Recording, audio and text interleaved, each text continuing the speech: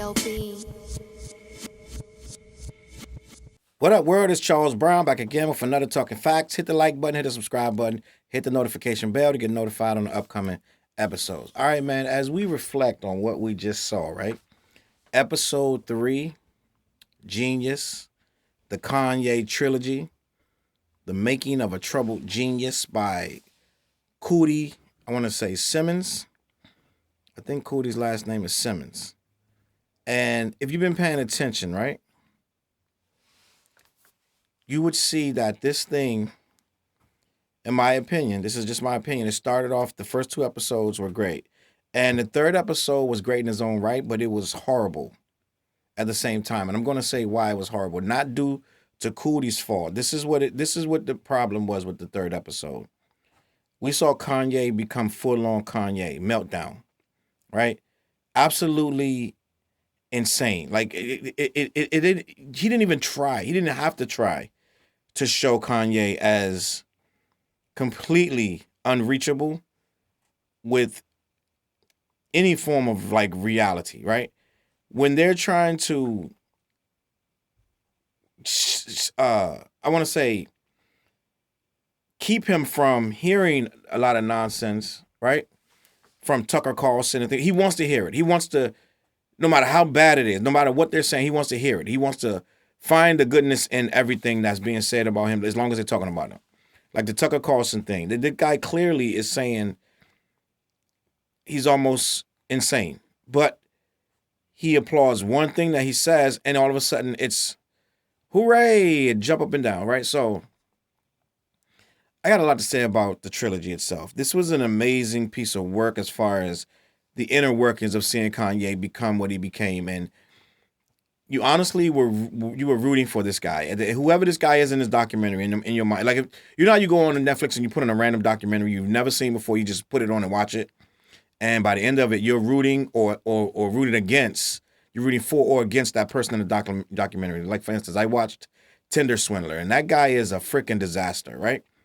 He was horrible to these people, to these women. And you're rooting for them to get some form of closure. Now, some of the knuckleheads are probably rooting for him to get away, right? But in the end of it, you find out he only did it. Really, at the end of the day, I think he did a couple months. He didn't really do 10, 15 years in jail. This guy's out. He's doing club dates. They're paying him 20 grand and stuff like this for him to appear at club. So it's a joke. The society right now is a disaster, right? For you to pay this man anything to go anywhere, this guy is a swindler. Like, this guy literally cons people out of millions of dollars and spends it on garbage and cons the next woman. And so you may say, well, if they gave him the money, but that's not the point, right? The point is that you sit there and think of these elaborate scams and run them every day, right? Maybe it is love, or maybe they are being gold diggers, being caught up in their own web, or whatever you want to call it. It's a scam. Because he ain't that what he's trying to be, and he's using that to steal their money. So we're in a society where they would look at a man like this and find value in it, right? Not just the show itself, not just the original paper that published this guy. They're finding now club owners and different entities want to give this man money so he can just show up. So they can say, we have this guy here, and now you can come and see him. It's a testament to how wacky society is. And when I say wacky, I'm talking about how we look at Kanye at this point. If Kanye wasn't rich, they would be like, put him in an institution. Right? After watching this 3rd episode, you start to see what, as you fell in love with him all over again from 1 and 2, episode 1 and 2, I was playing Hey Mama today, right? The old songs are classic. This was a real person with real problems and real solutions to his issues and real love for real people. And we've slowly seen that Kanye at this point loves absolutely nothing, right? So you see that in the documentary. As you see that, yes, his mom passed, and that was a major crushing blow. But it's not just his mom passed, as he lost reality. He lost touch with reality, right? In my opinion. And with a lot of it, it's just facts. You see the meltdowns on stage and the meltdowns on these TV shows, and he's melting down in TMZs. It's all meltdowns. And it's I get it. He doesn't want to take his medication, or for whatever reason, he feels like he's a genius and he doesn't need it, right? For whatever reason. I don't think having bipolar makes you insane. Makes you not. Let me rephrase that. I don't think bipolar gives you an out to just be a jerk, right? To just dish his friends and just stalk your wife and do all this nonsense. So you're watching this and you see him. He can barely hold a conversation, right? He can barely hold a conversation. If you try to talk to him for too long, it turns into gibberish. But in his mind, he's just too real and he's too above everything. And you're too naive or you're too worldly to catch up to where he's at. And it sounds to me like when you process everything you're seeing, it's all going to fall back to what side of the coin you land on. So right where you started from to right where the end, from episode 1, 2, and 3, it's going to fall down to where you stood at before you watched the show. It's not going to change no one's heart and mind because most people knew Kanye, what he was like before this. A lot of the young people didn't. They just know Kanye from the last 10 years, 5 years or whatever. They may only know him for the last 3 years from getting with Kim Kardashian and seeing him on that show in the last 3 years. They may not know much at all, but most of us saw the journey. And in 2022, you've already decided what Kanye is, right? This documentary had the chance, right?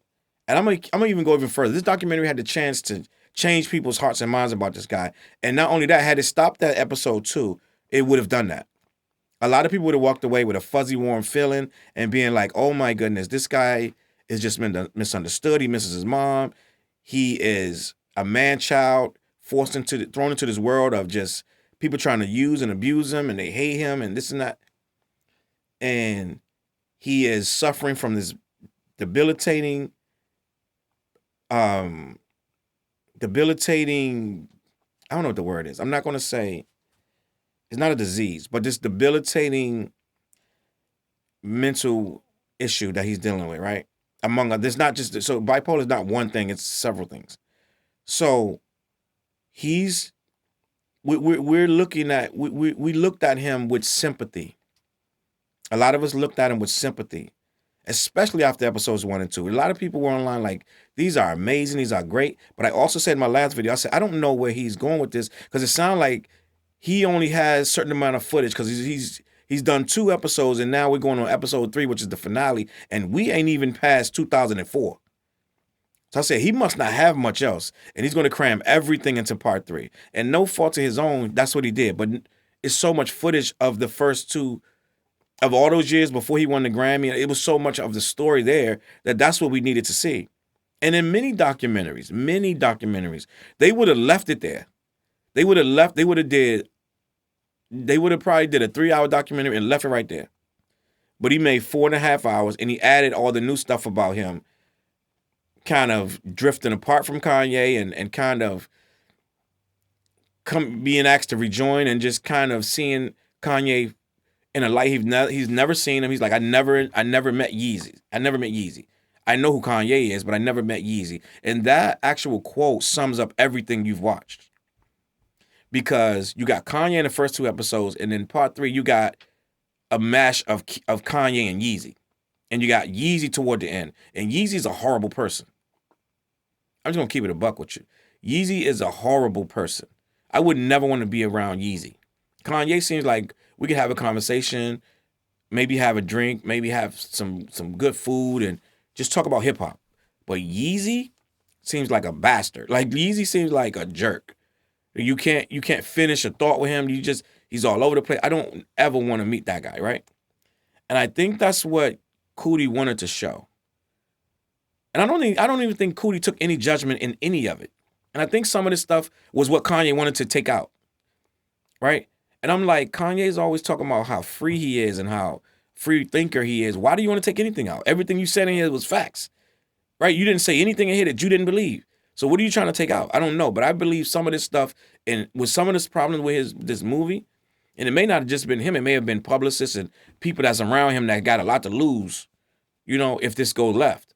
Probably told him, you might want this removed and you might want that removed. It ain't your movie, buddy. It's not. You didn't do this movie. At this point, I believe Cootie went straight to Netflix and made his deal. This thing is untouched by Kanye, as it should be. I think if Kanye got his hands on it, it would be made way more stuff missing, way more stuff taken out, and it wouldn't have no heart and soul. It would just be a fluff piece, how great he is, right? So I believe what we saw was a man who really, really, truly cared about him. And there's no way to do episode 3 without showing, because that's what the footage shows. It shows you a manic person with very little grounding. I feel like his grounding has up and left. He doesn't have his feet on the ground. And there's no one that can help him put his feet on the ground. So this is where we get all this nonsense and all this over the top theatrics with Pete Davidson, and we didn't get that in the film, but we know where it is. We know what it is because it's happening in real time. This film has been wrapped up. So there's no way to put anything else in it, but it still goes on to this day. It gets crazier and wackier. And I believe that for all the love we have for Kanye, the old quote unquote Kanye, I think when you left this, when this movie went off, you had no choice but to be right where you were, because it showed you everything. It showed you when he was struggling. It showed you when he had it all, and he just everything in between. And you're walking away with the same mentality that you had when he started the film, because you didn't really have any closure at the end. It was an open-ended ending. You had really nothing that Kanye did differently from the beginning of the series to the end.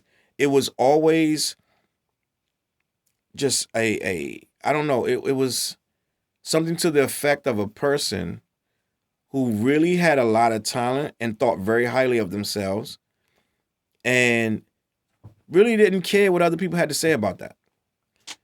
And in many ways, you need to be I don't care. You need to have an I don't care mentality.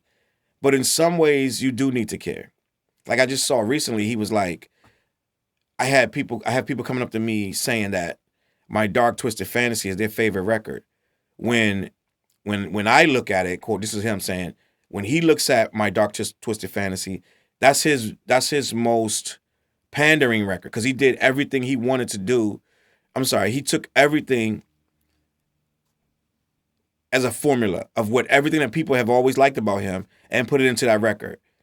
And it wasn't game changing in his mind. And it, to me, I'm like, so you basically, everything people love about you, your style, your production, you hate to do that. Right? Everything we fell in love with you for, your soulfulness, your sped up samples, your brash delivery, your knowing when to put great features on, not just a bunch of floaters around the industry. You're putting really good people. You used to put really good people on these tracks. Now it's whoever's hot, whoever can draw enough social media buzz. It's not the same. So My Dark Twisted Fantasy is an enormously great record. You would almost say it's a classic, right? But in his mind, I did cookie cutter music and I did what everybody else likes. So that's one of my least favorite records. It's asinine stuff. It's like, what are you talking about? You're supposed to make stuff that people like. You're not supposed to have stuff that people really hate when it comes out. He wants to, after a while, it's going to grow on you. And most of us we're not giving it the time to grow no more. We're not waiting for it to grow. So it's just manic stuff, like completely just turning things into what they're not. And there's only one way to understand what we saw on this third installment. And it's to take it back to where we first started the whole series, with where he was at in his mind state in the beginning. Is I want to be the most recognized artist in history. And I want everyone to see me as the best dressed, the best beat maker, the best producer. Everything is the best, right? But what do you get when you get there?